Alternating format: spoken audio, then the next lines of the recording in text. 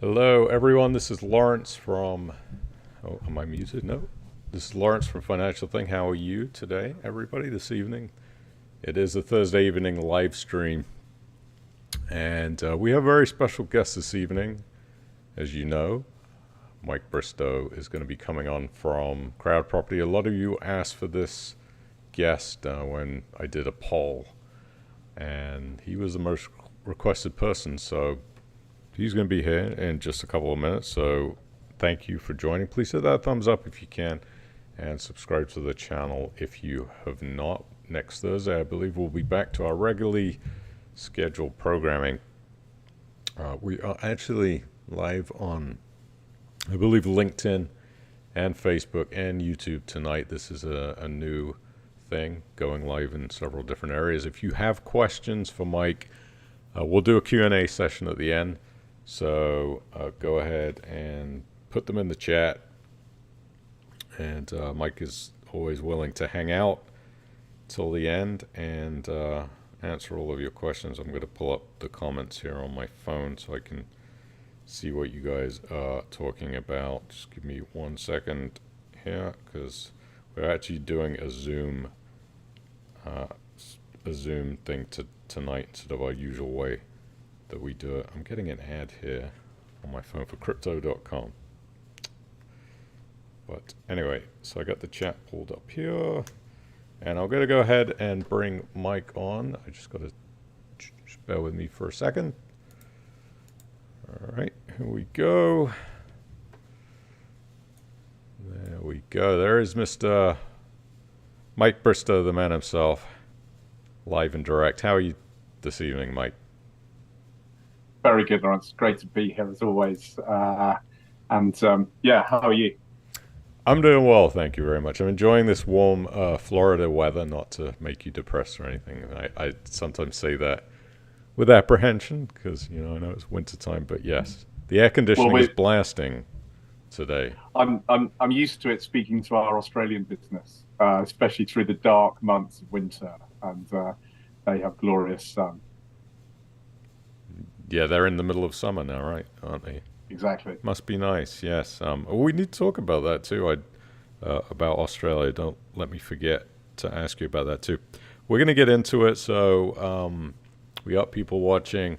I told anybody if you want to ask a question, do it in the chat. We'll get to a Q&A at the end. Let's make sure everything is sounding okay. If you can just let me know if the sound sounds okay out there in the chat. That would be super helpful because we're doing things on Zoom tonight. We don't usually do that, but we're going to do it that way, try something different. And welcome to everybody on Facebook and LinkedIn who's watching live to 2 new platforms we added this evening for the stream to bring more of the world, or more of Mike to the world, and more of the world to Mike. So there we go. But let's get right into it. Okay, Crowdproperty. You started in 2015. You had, I was looking at your statistics page, 7 loan originations back then, 2.3 million pounds. We haven't caught up live for a year and a half, so July of 2021. And I know now your loan originations have gone a lot higher than that. We're at 86.4 million pounds, if my reading is correct. How's the business changed since I spoke to you in July of 2021? We do have a lot of Crowdproperty investors that do watch the stream, by the way. So tell me how the business changed since the last time we spoke. Well, the business has grown fantastically, and it's really important to put that in a very clear context, right?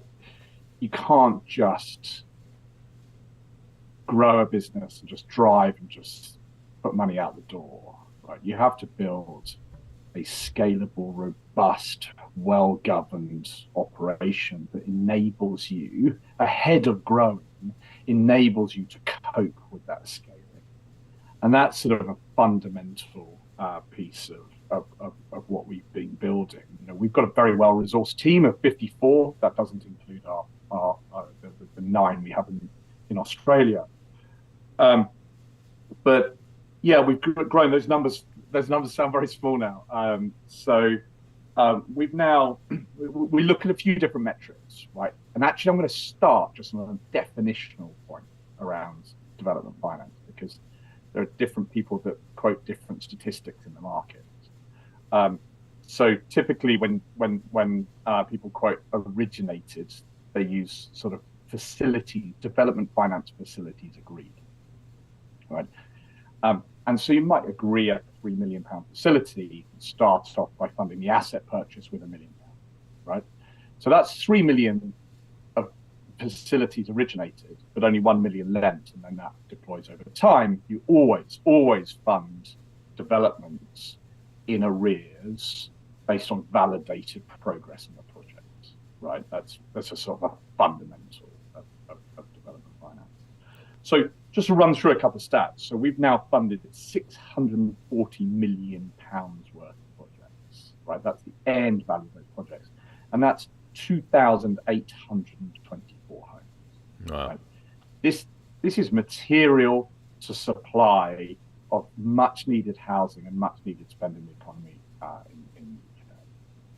But let's zoom into what it means for the lending metric. So that's £350 million worth of facilities agreed and £282 million lent. And that's across 380 facilities and about 640 individual loan partners. But just to pick up a couple of points on that.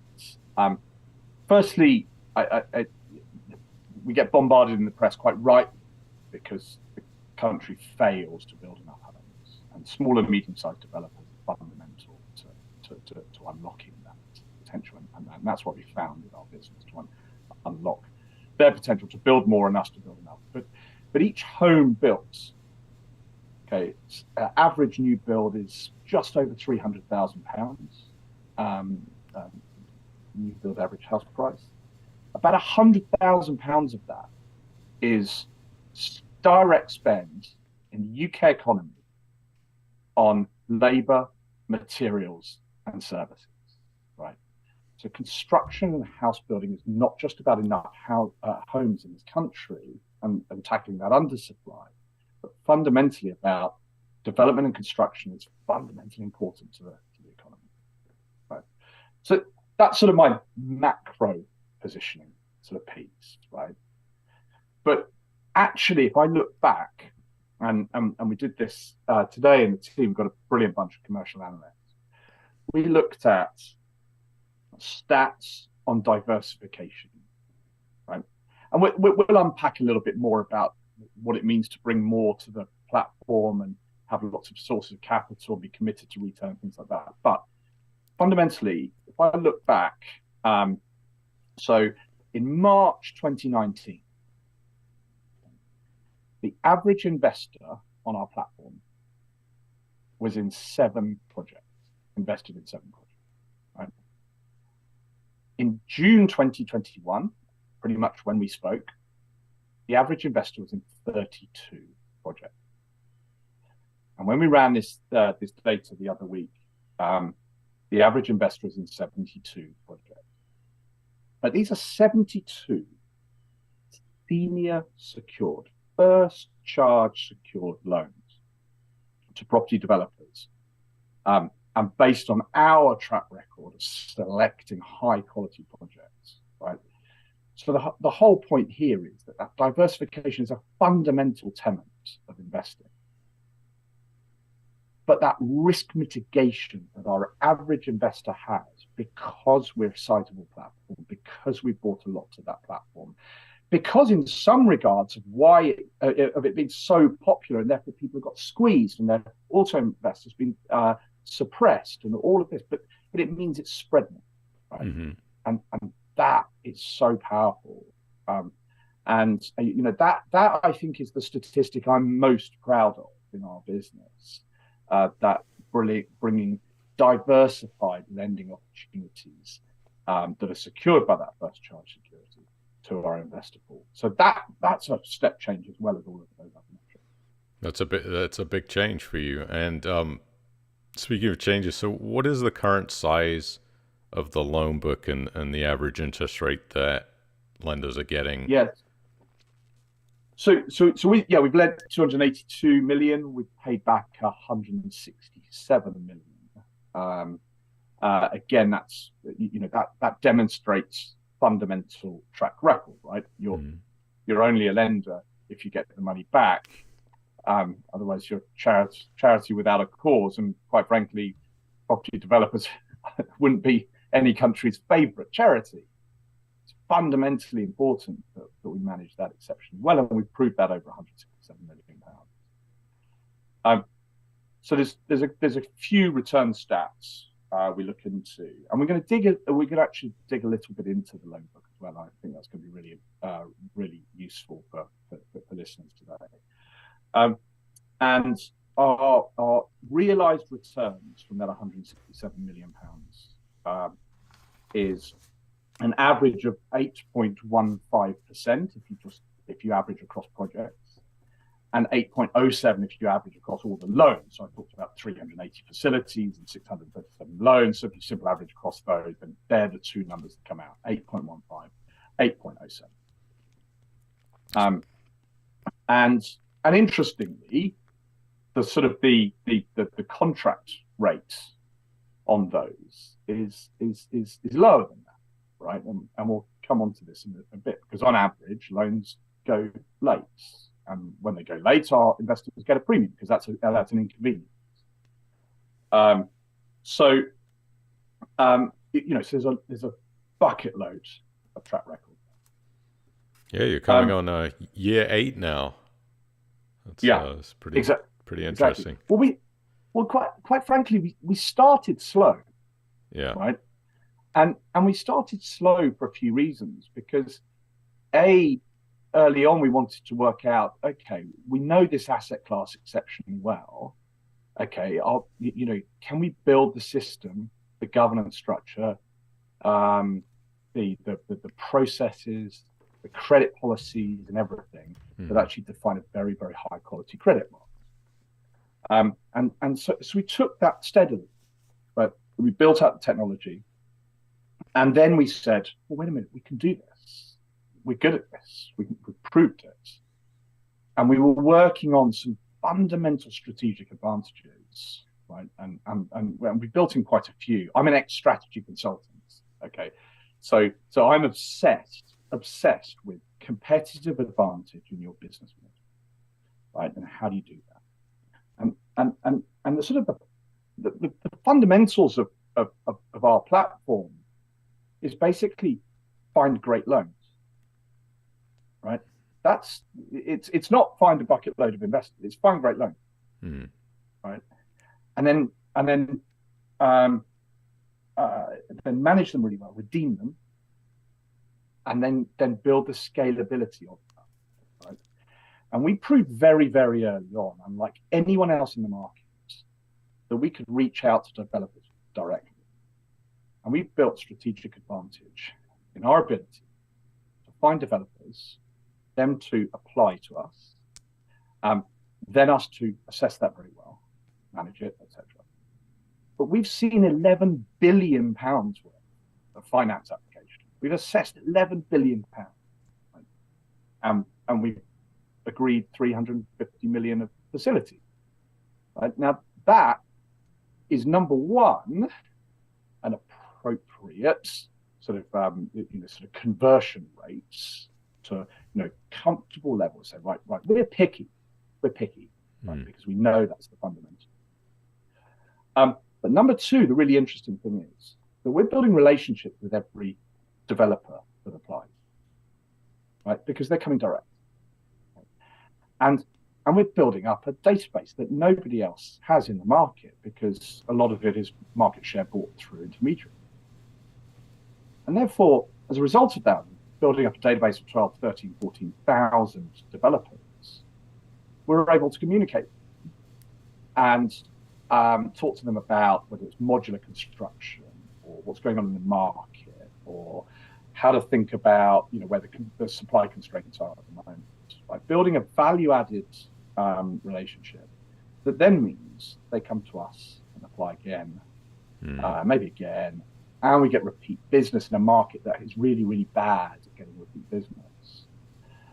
And actually, those dynamics add incredible power to finding and securing great loans, right? Mm-hmm. That's where you start. And we're now very close to the market. We get engaged so closely with the small and medium-sized developers that we want to fund, and that's in our sort of go-to-market straplines and branding.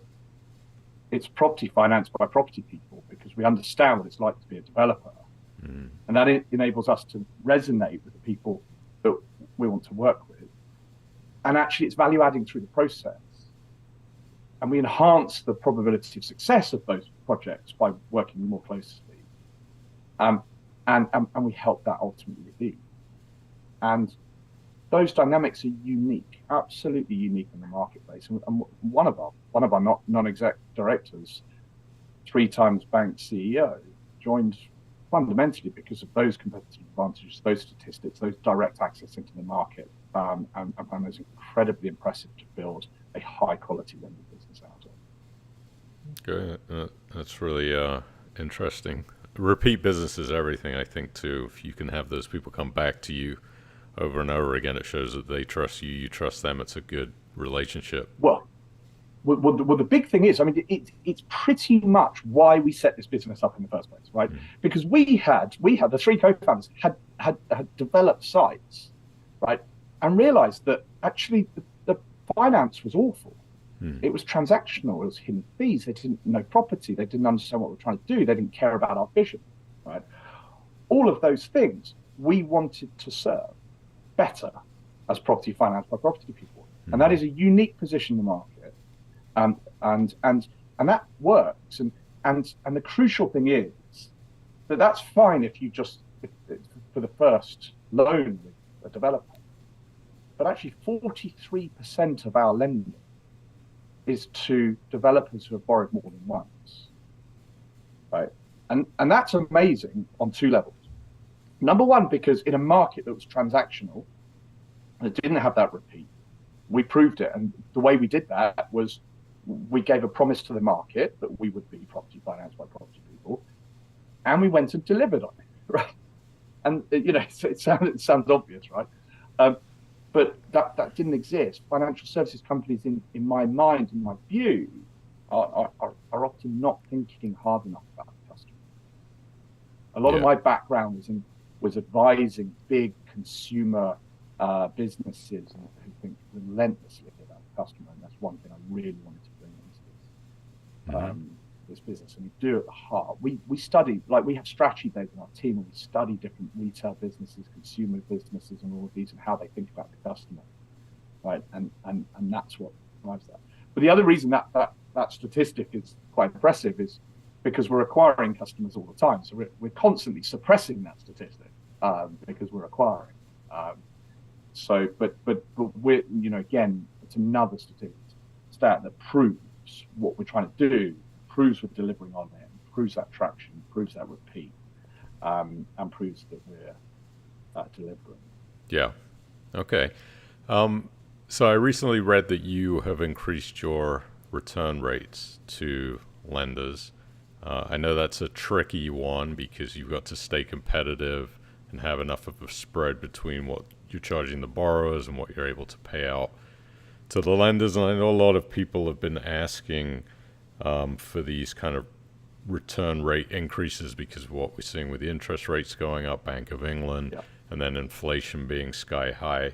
What was the thought process behind the increased rates, and can you just talk about like what those actual rate increases have been? Yeah, certainly. So I think, again, let's start with the borrower, right? Let's start with the developer, right? In order to attract high quality developers, you want competitive pricing to them, right? Because if someone's borrowing at 13% a year, it's because they can't borrow cheaper, right? It's, so therefore, if we're positioned at 10, 10.5, that kind of level, we will attract better developers as a result. Right? So that's where it starts, right? That's where the money flow starts. So we have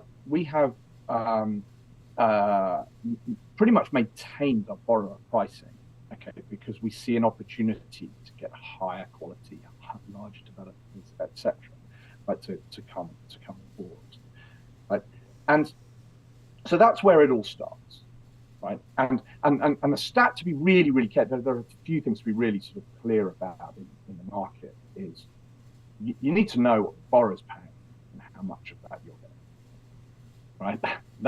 That because if the borrower is paying 13 and you're getting 7 or 8, well, that's not a fair slice of the pie, right? The platform's been too greedy. We've always been very competitive on that platform margin piece on the interest rate. Okay. And so that's the first point I'd like to highlight. The second point that is sort of probably is almost as important, right? Is there are a few risk factors in everything. So if the borrower pricing is higher, that's a riskier loan in an efficient market, right? And you might get more a higher lender rate, but you've got to think about, well, if I was that borrower and I'm paying that, I can't get a cheap loss.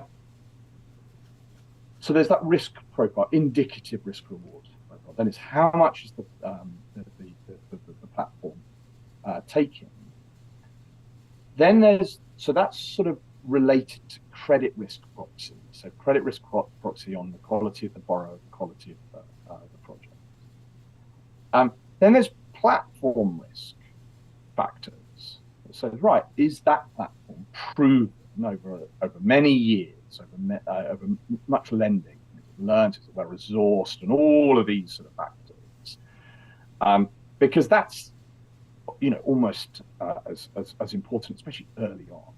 Now we've proven that over many years, and again we'll dig into some of the portfolio factors a bit later. But then there is, right, what's my relative reward versus, say, an FSCS protected savings account, right? And obviously that's been sort of going up, and we track all of that, and we have certain sort of proxies that we use to measure all of that. And so all of those we put together. And the final piece is that we are fundamentally committed to platform investors. Right? That is, our strategic position on platform investors. We have a strategy of diverse sources of capital. We have a number of institutional sources, and we've got lots and lots of platform investors. Right? And so we want all of those to come on the journey with us because we're good at what we do, really good. And we want to make sure that in the growth trajectory that we know we have going over the next year, 2 years, etc., we want to continue to deliver to platform investors, to institutional investors, and continue to fund brilliant small and medium-sized developers. But and so that's why we've shifted rates up, consideration of everything. These are board level topics in our business, and we have two of our non-execs, brilliant, wizened individuals, 3 times bank CEO, big asset manager, COO as well, and bringing all of those collective minds together to get that right. But fundamentally, it's making sure that we still have that sort of liquidity coming. We're attracting more all the time. We're attracting more institutional sources to sort of really help our growth and our growth potential. This market is a huge opportunity for us. we're quite excited about it. And that sounds like a slightly weird thing to say right now with the volatility, etc. But actually, we've got a huge opportunity to get many more developers, many more high quality developers, higher quality developers, higher quality projects, right? Because on the borrower side in the market right now, the needs are still poorly served by banks and non-banks. Banks go into this retrenchment mode in any situation like this. This is kind of marketplace lending came post GFC pretty much, apart from Zopa. Funding Circle was founded in 08, 09 because of more constraint of capital. I'm not saying we are in a credit crunch situation, but I am saying that banks are retrenching. Non-bank lenders, which take up a lot of the market as well, there have been the quality and the contractual commitment of their wholesale capital lines really tested right now, because they let many people down in COVID because they're poorly structured, right? We're structuring our institutional lines brilliantly to mitigate all the risks around funding brilliant projects that attract more because our brand enhances, right? It's a virtuous circle. Development lenders are just dropping out, therefore. The barriers to entry are higher because institutional capital needs track record and proof. And nobody really has built a truly scalable development lender pretty much anywhere in the world, certainly in the UK market. And that those things together on the borrower side is huge opportunity, right? But then on the investor side, right, platforms are shutting down to platform investors. Smaller marketplace lending platforms just aren't proven enough. They don't have the expertise. They're not well resourced enough. Institutional capital wants the best, highest quality loan book, credit management approach, and track record. And very few platforms, non-bank lenders have diverse sources of capital. Right? So you put all of those things together, and we said, right, okay, let's look at our rates. Our rates were 6.2 to 7.8, and we shifted those to 7.5 to 8.5 at the moment. And all of that is underpinned by that first charge security, that big, long track record of what we paid back, and a high quality book behind us as well. So, we're excited about it, and the conversations we're having, the routes to market that we have on the borrower side, and the capital sources that are coming our way.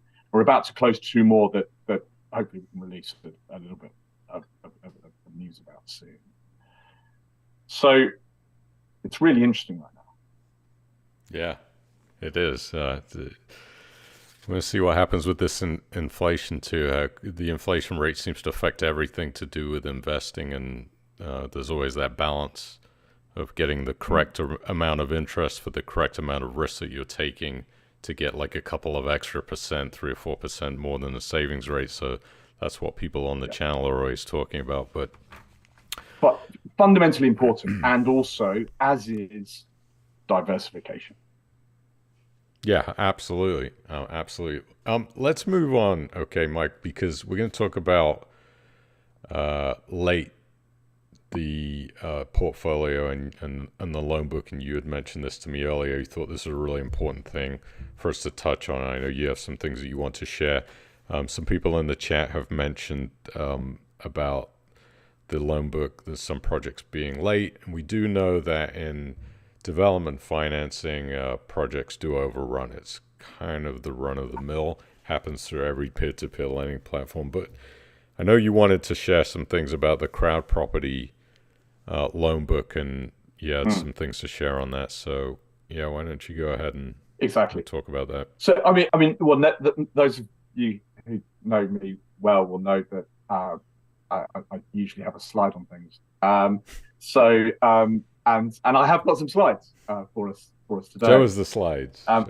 Yeah, exactly. You can never take the management consultant out of the management consultant, right?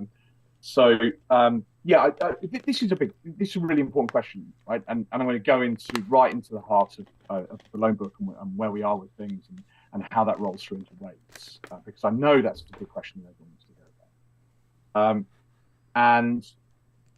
about. The sort of first and foremost, right, the critical thing with development lending is that these are projects, right? And projects typically go late. Now, that's not because we don't give enough time, right? There are actually, we actually did have built in sort of cushions of time, okay? But we've seen some extreme situations in, post-Brexit, COVID, material cost inflation, lead time challenges, all of these supply chain challenges, all of these things. And we've seen projects run late. But we've always seen projects run late. So I'll show you a bit about the paid back book as well, because guess what? A load of it has gone late. So that's the most important thing. With development finance, where you get really worried, right, is if there's a hole in the ground and there's nobody working, right? That's a problem site, right? There's a site that will go late, right? But there's activity going on, and that will take longer. And we need to understand and manage and make sure they are progressing it well. And there are problem loans where there's a hole in the ground and nothing's happening, right? Because that's the sort of the trough of that, right? So the sort of the crucial thing is performing and non-performing loans rather than how late. Right? So let me just bring up.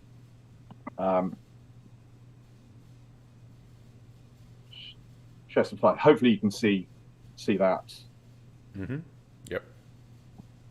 Good. So this is actually one of our team on one of the sites, and that's our promise to the market and some impressive statistics. But let's get into that loan book.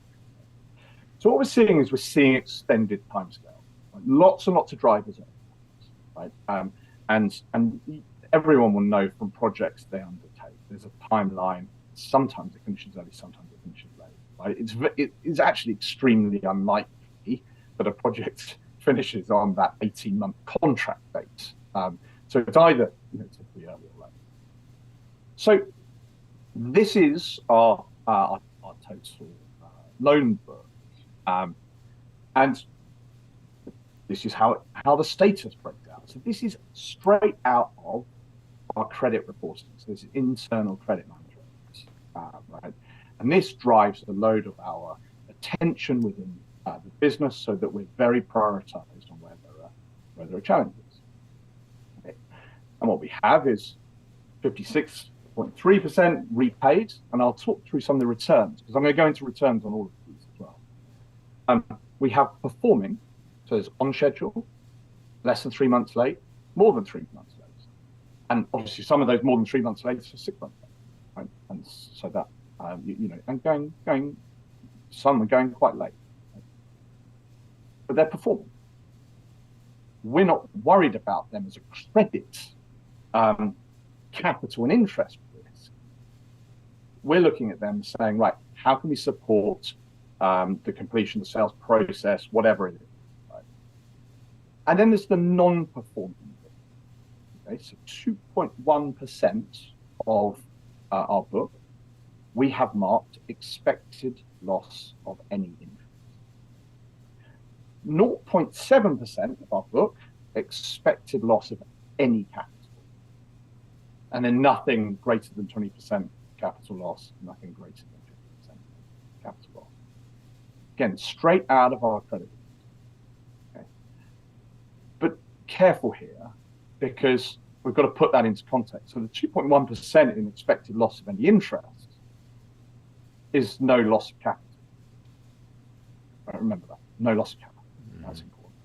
And that 0.7% expected loss of any capital, right, is not all the capital, because it's first charge secure, right? Of our total loan book, we've marked circa 300k at risk in this bucket. Okay, 300k capital. That's 0.11% the total amount ever lent. Okay. This is an exceptional track record. Now, I'm not saying, but all of the active will exactly play out like this, and stuff moves, and we solve a lot of things. We've taken things out of this bucket in the past as well, right? But that's the materiality of what we're talking about. So things go late, right? But don't confuse late and problem. Yeah. Yeah, and that's so the best that's a low, point. Mike. That's a very low expected loss of capital compared to the ratio of your loan book, and I think that's a really important thing that we actually don't really talk enough about when we're doing these streams with companies and when I talk about it. But yeah, just because a loan's late doesn't mean it's necessarily a bad thing, because number one, I know you, if I'm stating correctly, that lenders get a bonus when things are past due, which helps the lender. And then also you are keeping up on top of the actual movement of the development anyways, to make sure that it isn't just a hole in the ground, not being worked on. So that being late is not such a problem sometimes, most of the time. By the way, I'm going to carefully caveat all of this because it's very important too. Okay. Look, we all know that historical performance is not an indicator of future performance. Okay.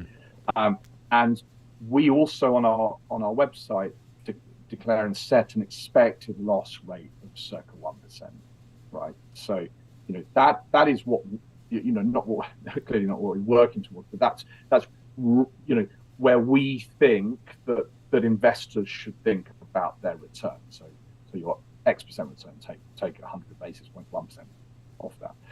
But to just dwell on this late loan piece, let's look at that 56.3% of capital repaid and how that looked like historically. So this is stuff that's paid back, right? 49% of that by value, 47% by volume, a number of loans, were early.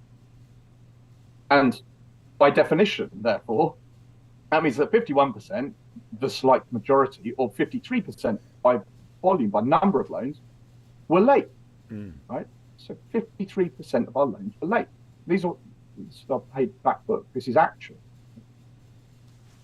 And if those loans were late, right, so the average amount late, if it goes late, is 96 days, over 3 months, right? Projects go late. Okay, some go early.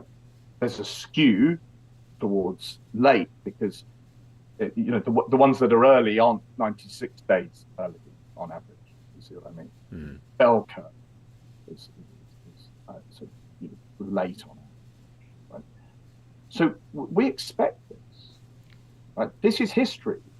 That's the history of stuff through early good times and tougher times, etc.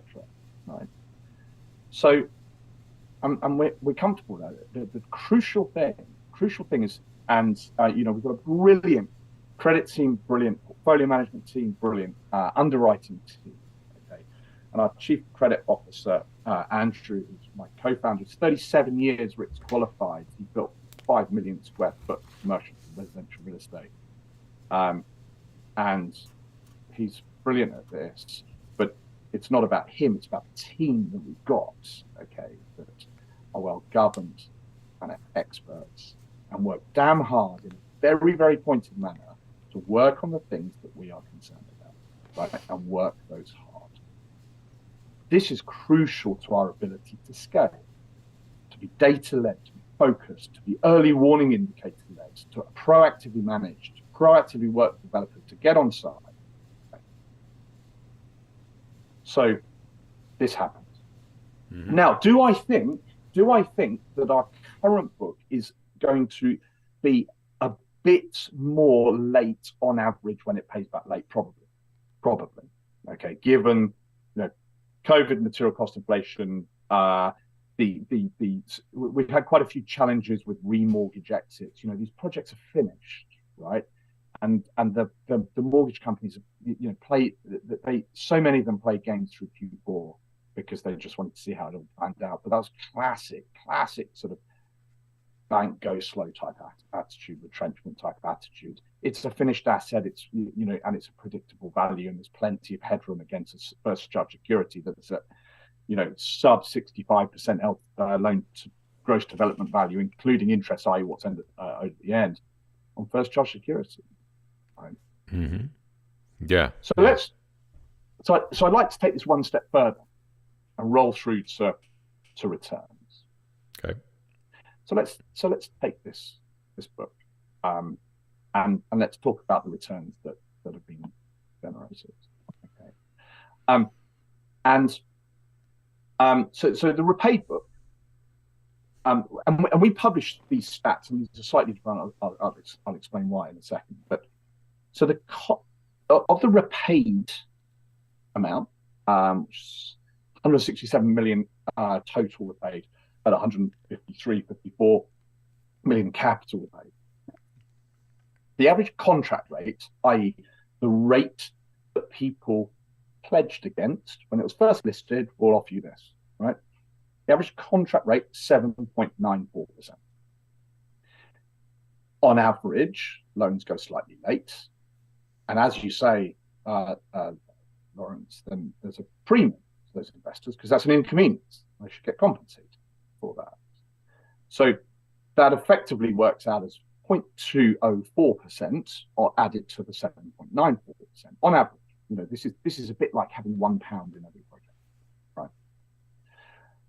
right? We had no interest loss, no capital loss, and so people on average, again, if they had £1 in every single project, they get 8.15%. Our stats page show by simple average across loans. This is simple average across projects.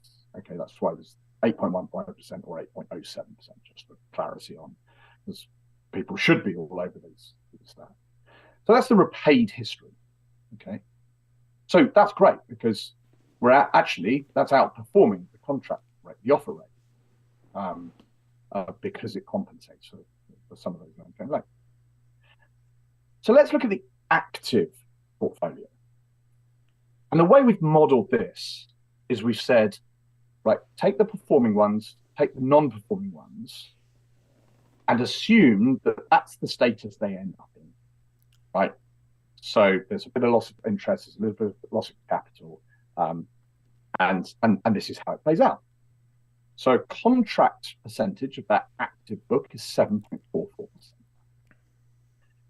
We put in a late premium here that's a 50%, so it's 150% of the repaid book. So it's rather than so it's, on average these loans will be later is the point. So we've scaled that up, and then we've flowed through all the interest loss, all the capital loss that we're expecting, the credit marked, and that would be again, if you have £1 in every loan, a 0.296% reduction for interest loss, 0.254% reduction for capital loss, and you end up at 7.19%. So 7.44 to 7.19. Right. Again, I think it's prudent and appropriate to think about expected losses at more like 1%. But I'm just flowing. All we did here is just flow through the credit stats here into return. Then, so if you add those up together, because to be fair, right, we've been lending for a long time. Well, this is the sort of result from total lent, repaid plus active, 7.67%, bit of a late premium, bit of expected interest loss, bit of expected capital loss, 7.68% actual. It's pretty much contract. Okay. And then finally, well, what about going forward? Now, these are based on history. Be very, very careful. History is not an indicator of future performance. But again, just theoretically running these through. So future, we've uplifted rates a bit, 8.03% contract. We'd expect, maybe our sort of slightly longer average late premium continues. And we've taken the active book, expected interest loss, the active book capital loss, which is unfair because it doesn't dilute it by all of the stuff we've paid back and proven at zero loss of interest in capital. 8.03% to 7.79%. Again, if it's 8% on average, think 7%. That's what we think around expected losses. That's what we communicate. But hopefully this sort of gives you a bit of a flavor for A, the shape of the book right now, B, the impact on returns, but fundamentally, and you can see this from the shape of the portfolio, if you're diversified across the average, like 72 loans, right? That is how to mitigate risk here. And that flattens it all to averages, right? And this is what we work exceptionally hard to deliver, and we're good at it. Okay, so let me make a comment here from somebody in the chat that wrote something interesting.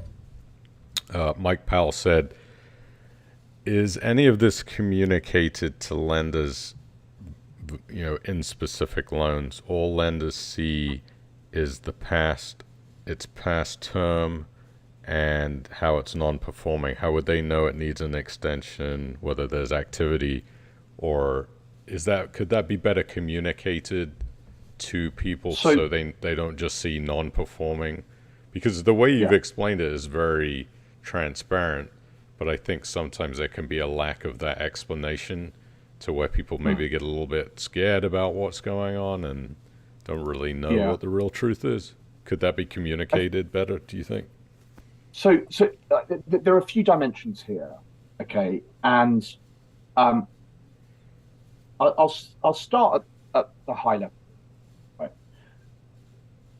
the biggest and most important piece of investor feedback that we've had over the last 3 years is I can't get into loans. Mm-hmm.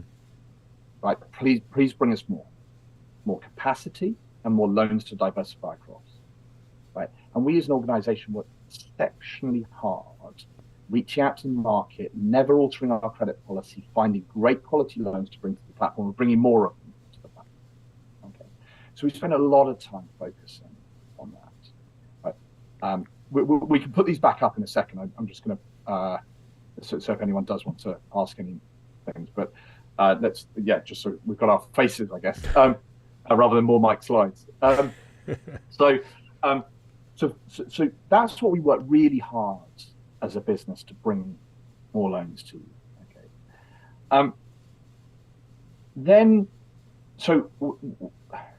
And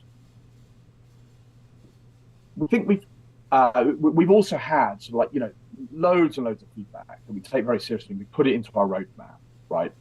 And we heavily prioritize bringing right more high quality stuff and working hard to deliver it.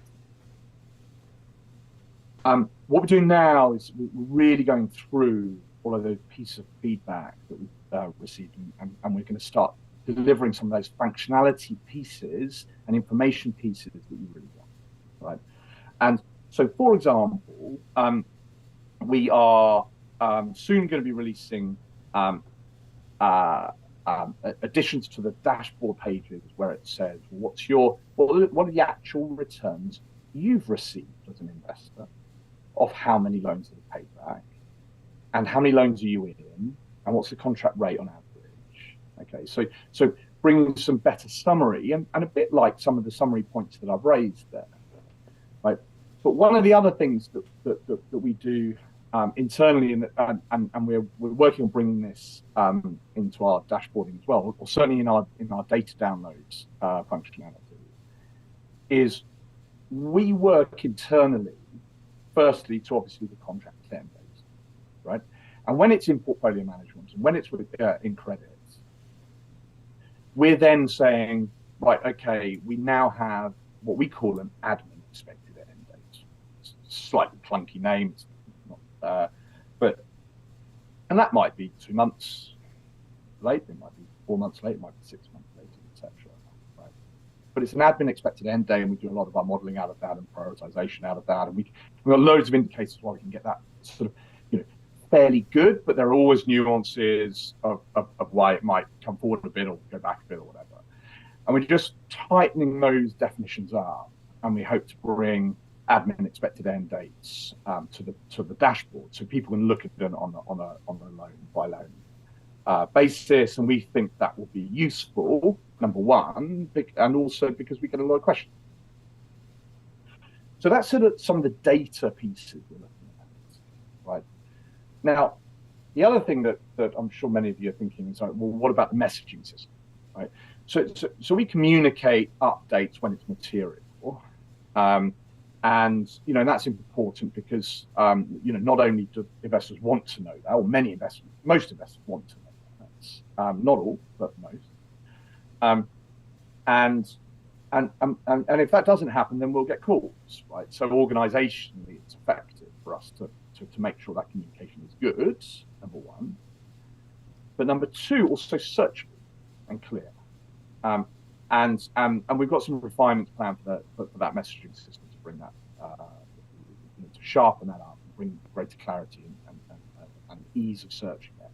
So the issue isn't necessarily, the fact that we put the comms out. The issue with a lot of that is around, okay, well, I've got this loan in my 72, right? My 72 projects. So if I've got 72 projects, I might be in 110 loans, right? I get updates on some of those because they're late, right? How do I find out? Actually, I'm worried about that one. Right? Can I get the latest status? Can I search for that better, etc.? So some of these things where we know we capture these, and any business has to prioritize activity, right? The biggest thing that everyone said was, bring me more of what you do, right? And that's what we prioritized, and we are rolling through these other things. But that's what we've worked hard to do, and you can see that on the platform. It's another great thing, right? For so long, it was fastest fingers first, all of this sort of stuff. You can get into loans, and that's what we promised you.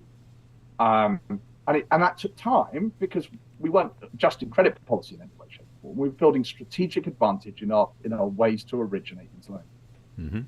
Right? That's really worrying. Organizationally, we've got that cracked. Distribution, we've got that cracked. Governance, we've got that cracked. Technology support, data and analytics, we've got that cracked. And that's why it's really interesting moving into 2023 and 2024 with the market opportunities that we're seeing. Okay. You've seen peer-to-peer lending retail market contract. We've had several, obviously the bigger lenders that have decided to no longer focus on retail investing and to put their efforts into institutional funding. Some of these are pretty big operations.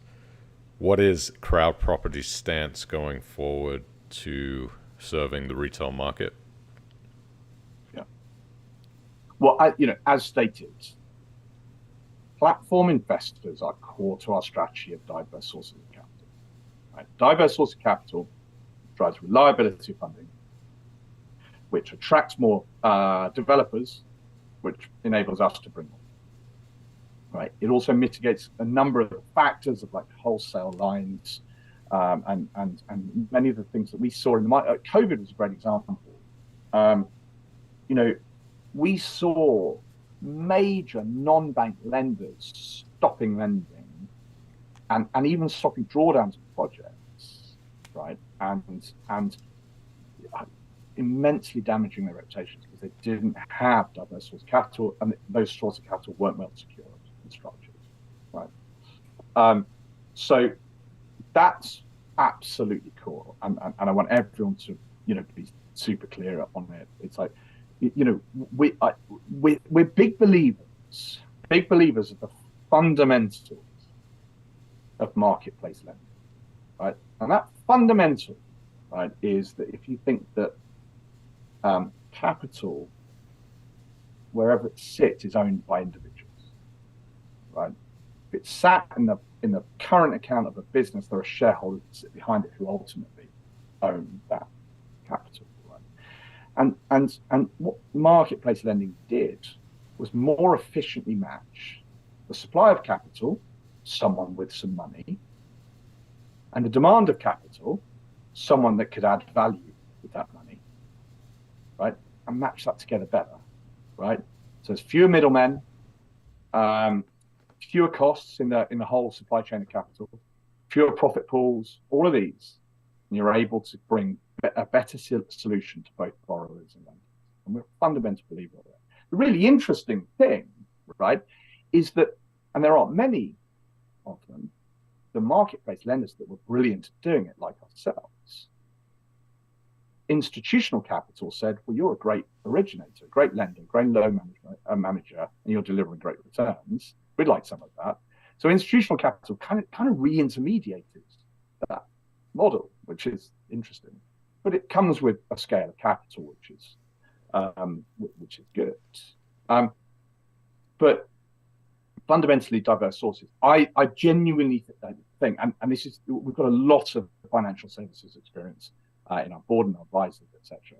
And this strategy is powerful to mitigate challenges and risks through different markets.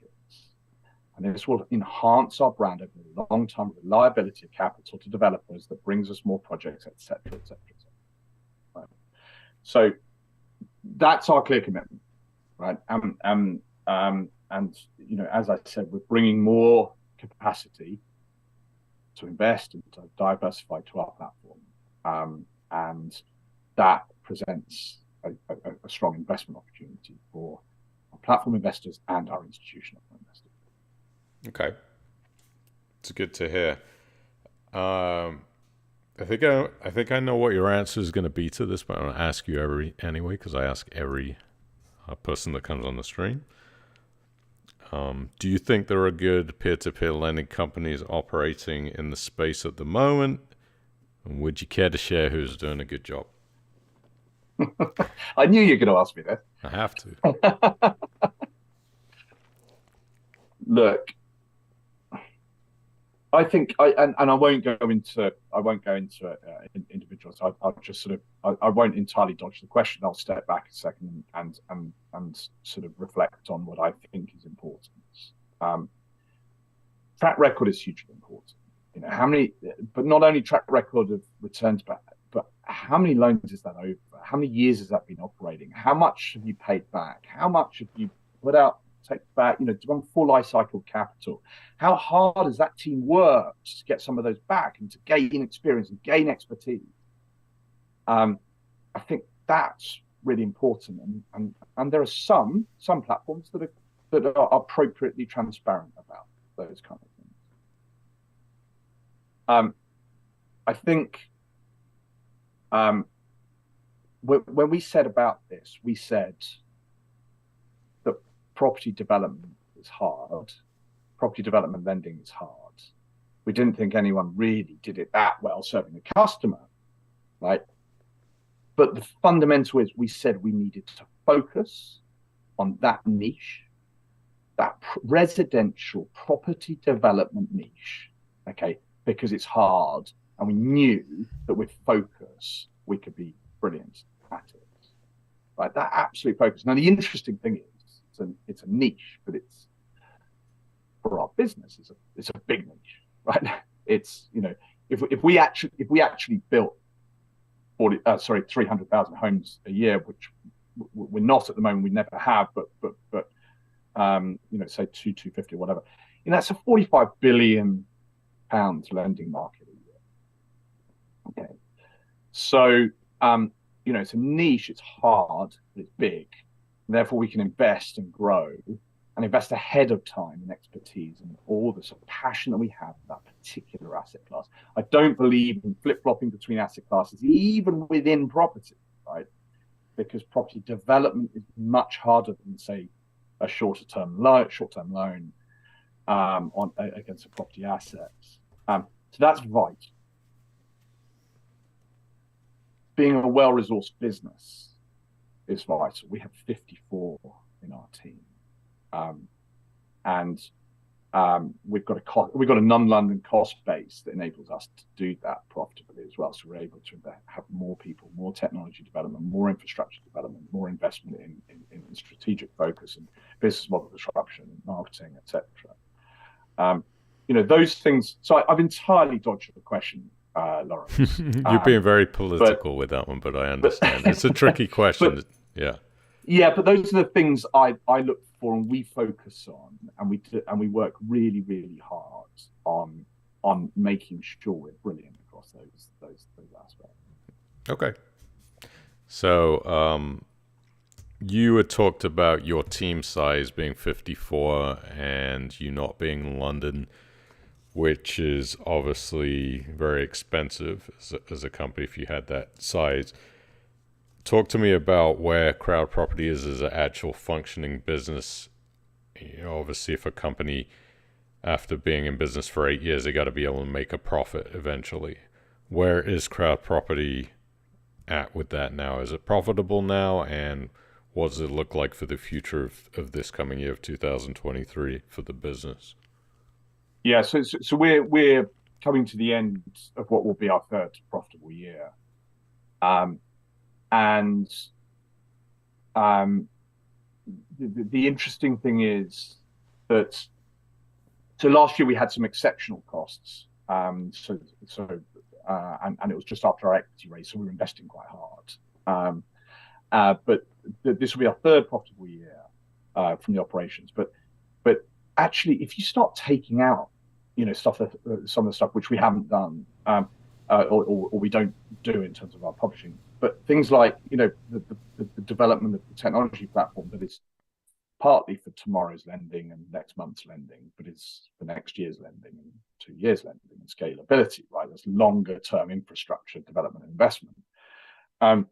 Then, the business model is fundamentally profitable, right? Therefore stable and robust. And there's lots of drivers of that.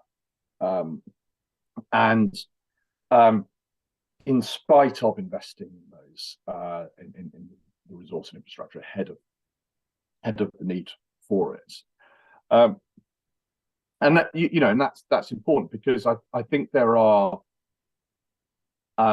many platforms that just can't make the economics work, just can't make the business economics, and we are very analytical when it comes to not only our marketing, our operational metrics, the focus areas, the prioritization, but also on our finances. And we're in a great position actually, because what we're going to be doing is we'll just recut our 3-year strategy, which has been a brilliant process actually with the executive team, who are super talented. The board members are non-execs, and the senior team, and we're going to really pile into that in 2023 and invest behind that, because this is a really interesting market of opportunity, and we can do that. We can fund that from cash flow from operations, working capital management, probably an equity raise at some point as well, to really take the market opportunity. And so so we're excited about that, but we've got brilliant people overseeing the fundamentals within our finances, brilliantly talented CFO, and a governance. A lot is about the governance structure of a business, but fundamentally, I look at unit economics, which is customer lifetime value versus cost of acquisition. Right? I'm slightly obsessed by this because that's fundamentally how you make a business work. Right? If you get that, you can scale. Right? Yeah, nobody wants to be eating baked beans on toast for the rest of their business days, right? You got to make money. Yeah. Well, yeah, exactly. We're growing a high potential business here, and it's very exciting. But and each day that passes, we get more talent in through the door. Mm-hmm. Right?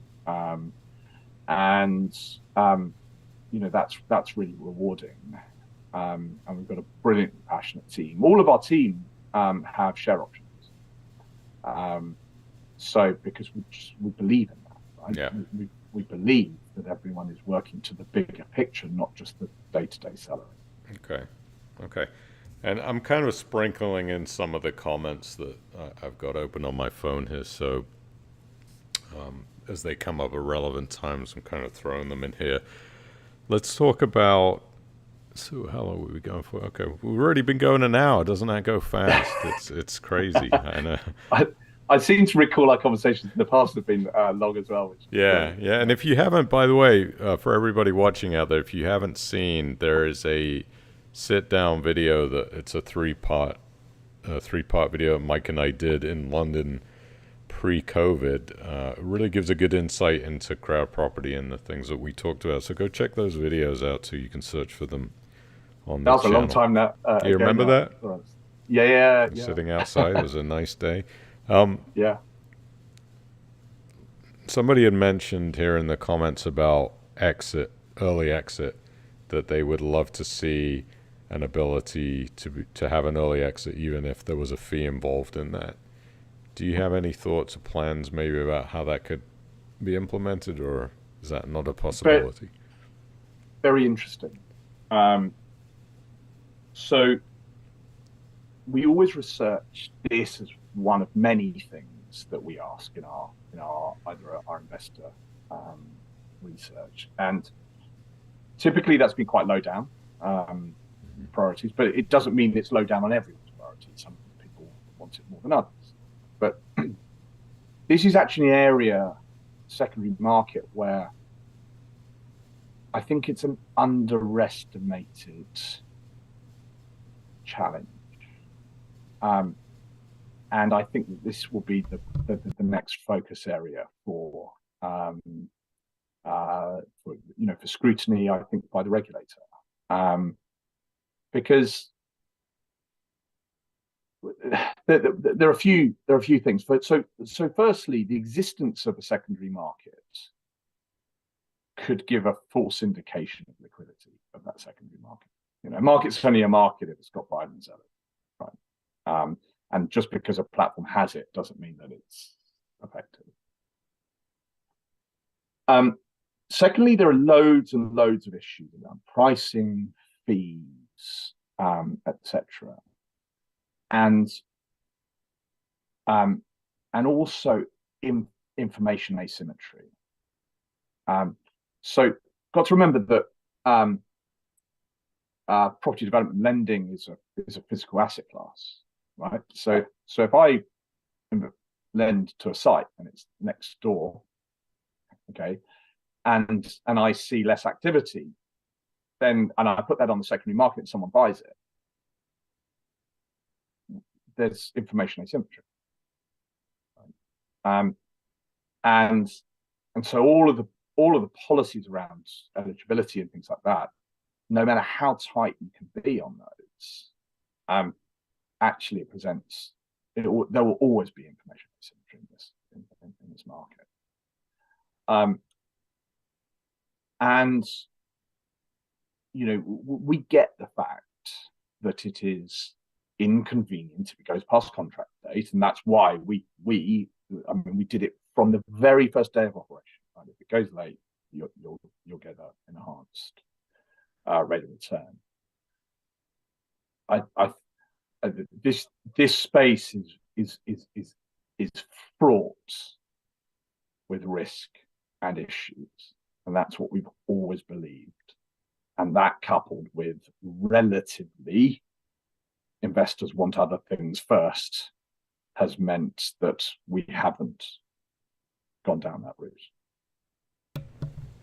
Yeah, fair enough. I think there's just so many issues too with secondary markets. Some of them are really frustrating, overly complicated, and I'm sort of thinking on the fence now about maybe it's best for there just not to be any. Keep things simple. As my mother always said, kiss. But let me ask you one other thing, and if anybody else has any other comments or questions that you want me to squeeze in before the end of the stream, put them in the chat. A couple of people have mentioned CP Capital, and one of my questions here for you was that were there any new lending products that you wanted to discuss? So I thought I'd kind of throw that in there. If there is anything new that you want to discuss that maybe is upcoming on Crowdproperty, or also what's going on with CP Capital? Yeah, so we launched CP Capital, which is a mezzanine finance provider, so second charge lending. We heard from our developers in our research that they would really like a mezzanine finance proposition from us. Basically, a mezzanine finance proposition, what it really means is, say, for example, the senior debt, Crowdproperty, lends 80% of the costs, right? Then CP Capital might lend another 10%, which is junior to paying back. So it gets paid back after the senior debt, right? So it's high risk, okay? And then the developer will still put in their sort of skin in the game, which we'd always insist on. And so CP Capital, we've done about 2.6 million of lending, something like that. Very, very cautiously. We have higher experience thresholds and project economics thresholds for that product.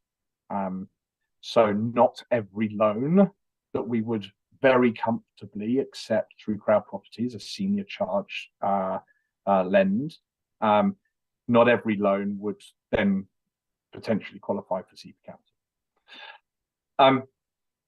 And so we launched that in early 2022, I think April, May time. So we've done some lending through that, and we've been, probably the last sort of few months, we've been more cautious about what we've been sort of strict on criteria. We haven't been pushing it that much, but we've understood a hell of a lot more about exactly how that proposition can really benefit both developers and investors. We're refining that. We see a really good opportunity for that going forward. There's loads of reasons why it's good for developers, and it would only sit behind us, Crowdproperty, as a first charge, because we don't want an irrational rational first charge lender ahead of a mezzanine finance proposition. That's where you get some real risk factors. And so there's lots of dynamics to it, but we'll bring more to that platform, but we're cautious about it. And I think that's exactly the right approach in this market, second charge, high risk lending. But on the investor side, that's only open to high net worth and sophisticated investors. It's a more complex, more risky project. We don't offer auto invest on it. We think that should be people making decisions on specific projects based on the information presented in front of them. So we see that as a product that will be really powerful as we ride out a little bit of the uncertainty in the market. Mm-hmm. You got to look for the right loans, basically, is what it all boils down to. You're not just going to throw any old it's stuff out it's the same as Crowdproperty as well. Look, we take our time to do things very purposefully, very strategically, and cautiously, and that is the core. We're not, we need to we'll only back great projects and great opportunities that come to us, and our credit criteria and credit policies around CP Capital are tight. Yeah, absolutely. And everybody out there watching, let me just say that Mike has some things going on in his life which would be a little difficult for him right now, and he's made a real effort to come here and be here today, and I very much appreciate that. So you guys, the least you could do for us is hit the little thumbs up button to show how much you appreciate Mike's time And me, I can be here. It's no problem. I don't mind being here for you. Mike's a busy guy. So yeah, do us that favor and hit the thumbs up if you appreciated this content, because I'm learning a lot. I'm a sponge when it comes to this. I like to soak in everything and learn as much as I can about platforms. Thank you, Lawrence. I appreciate that. Yeah, of course. Absolutely. It really is a pleasure to have you. See, we've been going for an hour and 45, so we're probably going to wrap things up. I want to ask you one more question. Let's do a brief answer to this one, because I think we could talk about this for a long time. I had actually Brian from Propland on last week. So you followed in a tough act to follow, but you've done it in a very good way. So you guys are both very interesting to talk to. Brian has been very vocal about the difficulty in multiple tranche peer-to-peer lending, the fact that, you know, some of these companies are doing 6 tranches, 7 tranches, and what happens if tranche 4 or 6 cannot get funded? What happens to the loan at that point? Because is it going to run into difficulties being funded? What do you think about that? What are your thoughts on these multiple tranche loans, and is that problematic for the peer-to-peer businesses? Yeah. So this is all about how you structure your source of capital, right? And the institutional backing that we have mitigates many of those risks. Look, it's you know, we are a very experienced, highly reliable lender in the market, and we've always demonstrated that. We've always demonstrated it through COVID, etc. But this is all about structuring all of the source of capital, right? And you know, and institutional capital is vital to this as well. And so you know, yes, there are risks.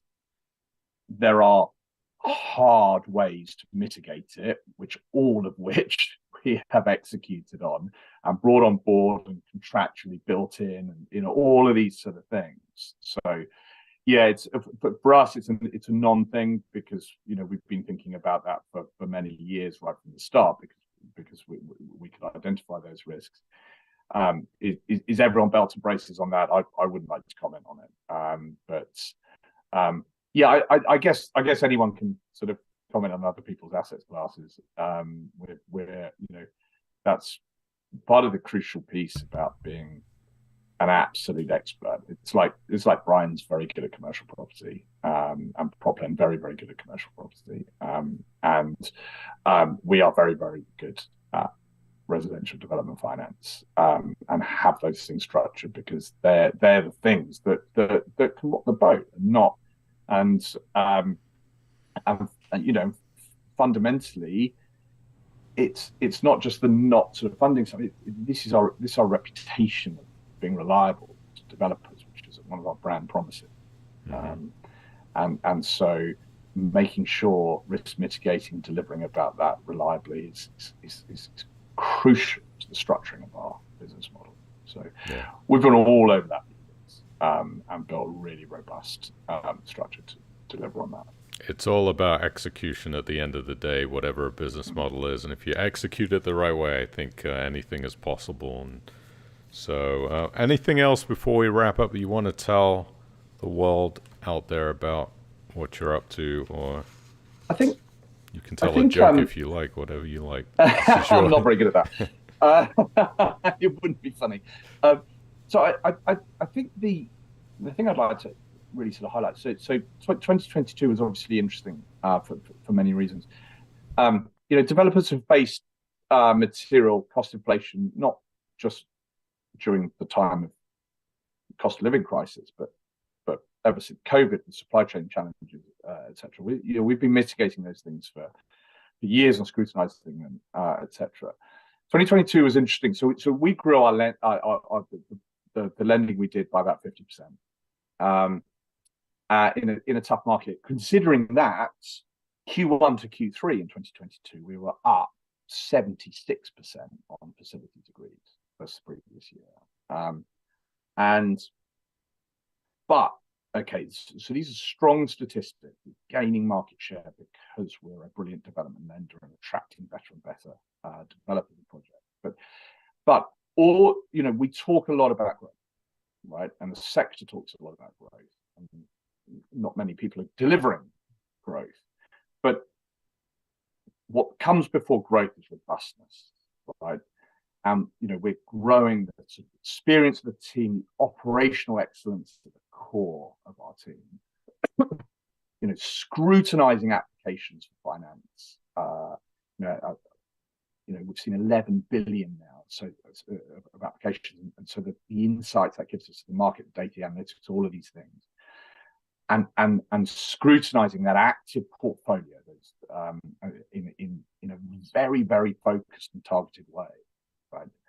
And all of that fundamentally underpinned by 8 years of organizational lending experience, and that's